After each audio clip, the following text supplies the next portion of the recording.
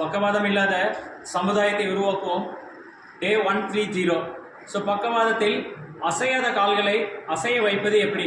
So ஒருத்தவங்களுக்கு stroke வந்ததுக்கப்புறம் பார்த்தீங்கன்னா ஃப்ளாசிடாக இருக்கும். ஒரு 1 மந்த்லேருந்து 2 மந்த்ஸ் இருக்கலாம். ஒவ்வொருத்தருக்கும் ஒவ்வொரு மாதிரி இருக்கும்.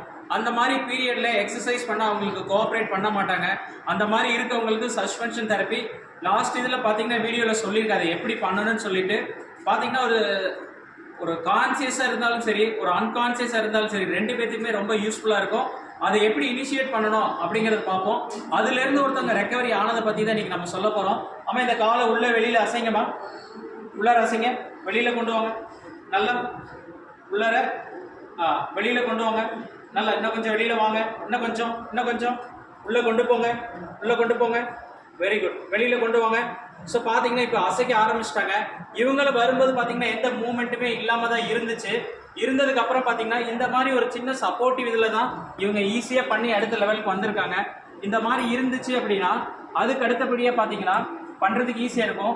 நம்ம இந்த காலை வெளியில் கொண்டு வாங்க, இப்போ வெளியில் இன்னும் கொஞ்சம் இந்த பக்கம் வெளியில் கொண்டு வாங்க, அப்படியே இந்த பக்கம் கொண்டு வாங்க, உள்ளார கொண்டுட்டு போங்க, உள்ளார கொண்டுட்டு போங்க, இந்த காலை உள்ளே கொண்டு போங்க, வெளியில் கொண்டு வாங்க, வெளியில் இன்னும் கொஞ்சம். ஸோ பார்த்தீங்கன்னா இதில் கொஞ்சம் ஸ்ட்ரகிள் பண்ணுறாங்க. அந்த மாதிரி இருந்துச்சு அப்படின்னா இப்போ அசிஸ்ட் பண்ணிக்க முடியும். இந்த காலை வெளியில் கொண்டு வாங்கம்மா, வெளியில் கொண்டு வாங்க, உள்ளார கொண்டுட்டு போங்க, உள்ளார.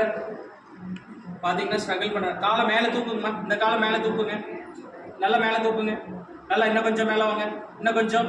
ஸோ இந்த மாதிரி சஸ்பென்ஷன் தெரப்பியில் சப்போர்ட் பண்ணிவிட்டு கொஞ்சம் கொஞ்சமாக இனிஷியேட் பண்ணோம் அப்படின்னா கண்டிப்பாக ஈஸியாக தசை நல்லா இம்ப்ரூவ் ஆக ஆரம்பிக்கும். அப்படி ஒன்ஸ் இம்ப்ரூவ் ஆச்சு அப்படின்னா அதுக்கப்புறமேல நிற்கிறது நடக்கிறது பண்ணால் ஈஸியாக இருக்கும்.